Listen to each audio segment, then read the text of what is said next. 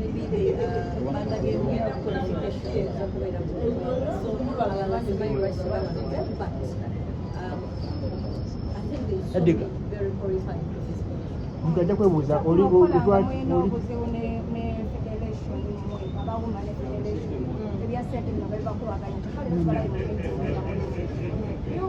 when it comes to matters of the sector, meanwhile, about the we are going to have a meeting hosted by the minister. New appointed leadership. The appointed board, Kolanga Vice Chairperson, were the board. Ogenda kuyamba otyo kutabaganya abayimbi kubatuulira gwe ali waggulu w'abayimbi bonna essaawa zino. It's not a one man's role, teamwork. Phina n'abalala abayimbi abali mu organizations zonna, it's teamwork. Phina tusobole okuba nga tujja wamu okubeera nga tuyimusa omumuli gwa sekta yaffe. Nammwe kennyini kibakwatako era you're part of our board. Muli part of the sector. Because tutambudde nabo, so you're part of the family. Togamba nti ogenda kukola kigamba tugenda kukola. So era ebiseera ebyo bijja mu maaso consultation zijja kukolebwa ku ba stakeholders because we have to do this as a team. National Assembly emanyikiddwa nga ebadde nga yakabondo k'abantu batono nnyo. Challenges ogenda ziwangula otya? Pardon? UNCC ebadde manyikiddwa nga y'abantu abatono ennyo abagikulembera tebajagaliza muntu mulala yenna. Ogenda kukola otya okubakamya challenge ezo? Ekyosinza kikuwaako bujulizi about what you stated naye kyemanyi nti nno yemabega kutambula emaaso tusaba muyambe ku boodi yaffe ffenna. Let's keep working with the board so that Uganda National Culture Center ebeera successful in whatever. Ebiseera mabegako mutwayogera ku Uganda Culture Center baba balabambuka ragadi olwokubanga yakitaawa akikola forum babalaba fesi ya ragadi bate tumulabye ebuwona. Kati ekyo ekibuuzo oyinza kibuuzayo lwasita baddeewa. Maybe he was engaged omanye alina PSFU alabika abadde ne engagements ez'enjawulo. But there is a difference between Uganda National Culture Center and National Culture Forum. National Culture Forum is created by policy, culture, policy. This is a center. UNCC etwala sector yonna. Tokudowulya nti remarks za chairperson tulaga nti first of all act yayo kadde nnyo ya 1959 kitegeeza yeetaaga amendment. UNCC kyokola ebintu ebibadde tebitambula bulungi. Doesn't have the regulatory strength. So we need first to do the amendment okubeera tugenda ebyokukola bingi kyemama gamba nti nje tukolere wamu because kino kitukwatako omuntu yakwata ewamu ffenna sector tukwatako. It's not a one man show. Let's do it as a team.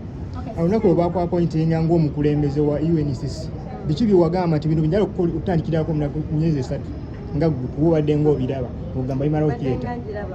Ekintu kyebadde sooka minisita kyogeddeko entunula yaayo teyina wogenda owulira nga tossa. You don't feel at home when you're there ddala culture center. So we have to change the environment, the aroma ebere nga muntu wajja awulira ddala nzize. Then UNCC has been worlds apart with the stakeholders. Ffenna era twajjanga complaining. People you don't involve us in here and there, the nitty-gritties. But I'm very, very happy to the board. At a body overall, you're directing the executive committee on how it is supposed to run the institution. So I'm very much humbled that I'm there.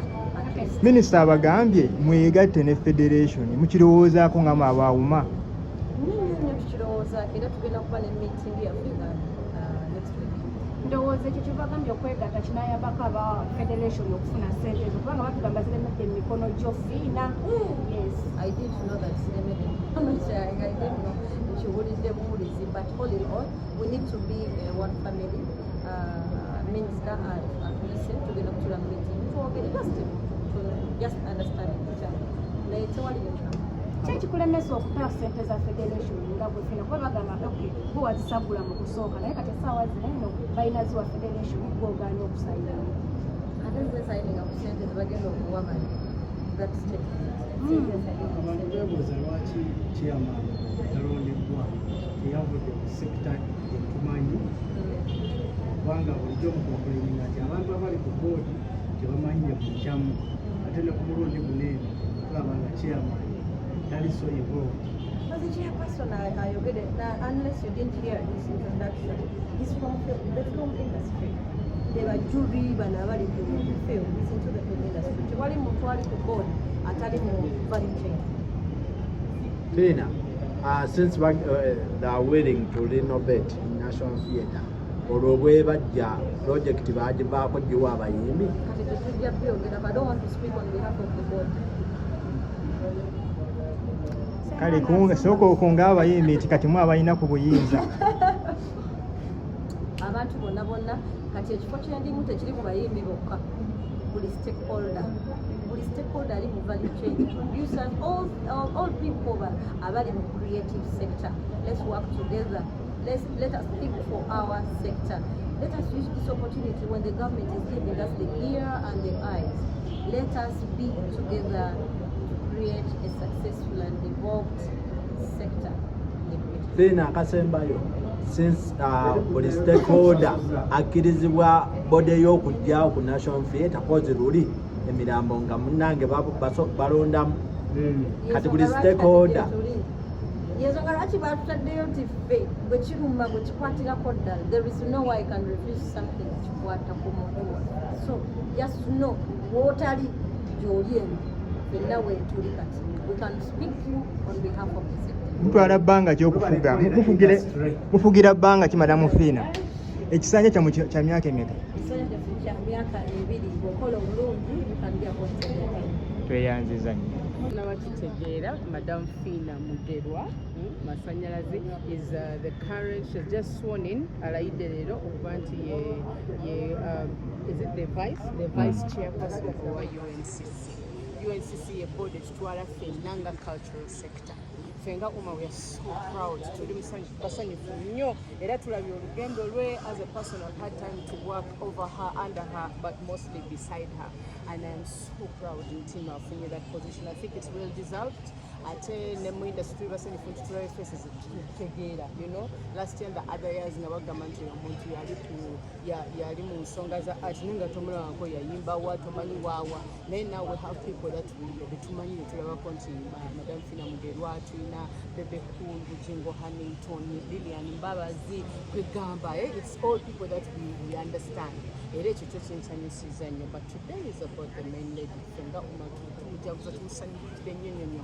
We're celebrating her today for the position that she has got. Tugambe nti nno mu myaka 3 kino ekifo kye mufunye nga mu abaawuma kiba kyamudde nnyo. Oh yes, kyamudde kubanga emirundi mingi twali tulaba nga aba UNCC tebatutegeera nga buli we tugendayo ng'ola nti tuga situation nga si we didn't feel welcome, tebatumanyi naffe tutukola ki tetubamanyi naye akati tulinayo omuntu waffe badde industry agitegeera agirimu akyayimba, you know, so we feel like right now the doors and windows and ventilators ziri open kuba tulina abantu abatumanyi.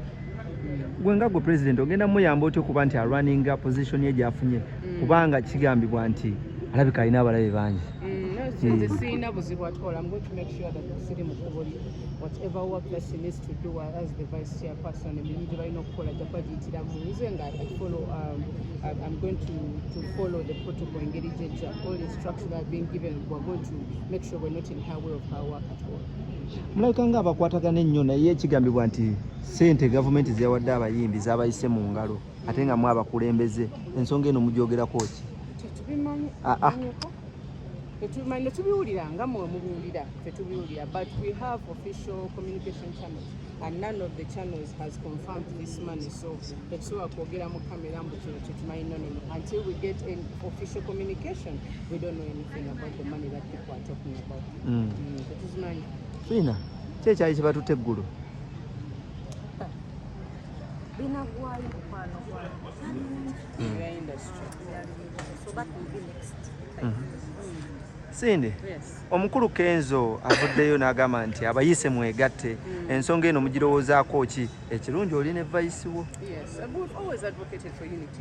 Fenga Uma always try to come abayimbi twegatte. Anyway, in for kwegatta at any point. Sometimes when you tambulira mwena nti muvudde mu nnyumba y'emu, sometimes you can meet from different houses and still mutambulira wamu. So as Uma we are open kukolagana ne gundi ne not just federation but industry yonna sector yonna nga we want to work together. Nekyo ekibalemeseza okuba nti mwegatta ate nga mulina common goal. Yes. Tukyatesa because we're moving together nga mwenna muli b'amaanyi mulina otuteesa nti anayimirira wano kuba entesaganya gye tulimu kati tetwagala okuba nti twegase naye ate tewali ategeera maanyi ga munne ani alina okwogera ddi ani alina okukola atya. Those are the only things we are discussing ne federation but ekyokwegatta tetulina kigana. Tugambe nti nno mulwanirira bukulembeze ebifo byebabulemeseza. Tosobola kutambula na muntu nga temuli organize naddala mu eno structure gye tulimu so atambula ne Phina nga tetuli nga our roles are not defined. Tujja kwekuba oba tujja kwogera ebifo oba tujja kukontana tujja you understand like we will know each other kwate eri amanyi munne kyalina kola kikola kati organization gye twagala gye tuyoteesaako. The nitty-gritty. Wanje? Nitty-gritty. Okay.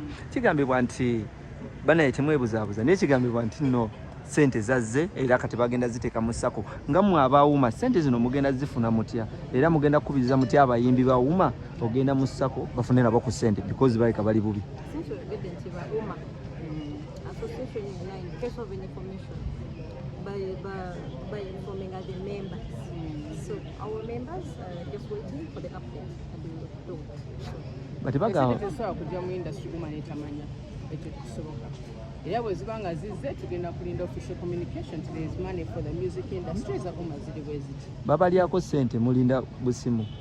Muli mu lugambo nze sirina kyemmanyi kuba tulina abayimbi be tuli okwogerako bonna bagagga sinti Kenzo leero alina ekyayeyongeddeko kyendabyeko nti baguze you understand kyesogamba kati afunye sente zimenya amateeka no Kenzo is a rich man enkyasobola okwegulira emmotoka oba ayagala tekitegeeza nti gavumenti yekoze ki yeetadde sente mu ssako so nze nga nze sinafuna any communication eraga nti they have gotten money for the industry okusinziira ku bantu bemwesigamako mu industry eno Jerosani Musale n'abalala abagwa mu tulo bwe batyo bayikanga abagamba nti federation yeri mu kkubo ettuufu Uma mwe muli ku ki?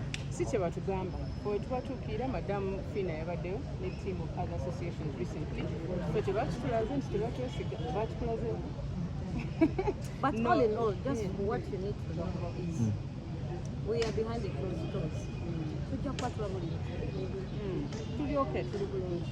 Muli bulungi? There is no problem with our communication, nothing wrong with the structure. We're working very well. Nenga muli bagumu nnyo bantu. Jangu mbala Yes. What you mind? We're standing firm. We're standing firm. You're standing firm. Yes, we are. Yes, we're standing firm. And not standing firm against people. No, we're standing firm for the industry. We're willing to work with whoever, truly open. But these things are all formal. See, we are very formal. When there's any formal communication, we are open. Yanziza.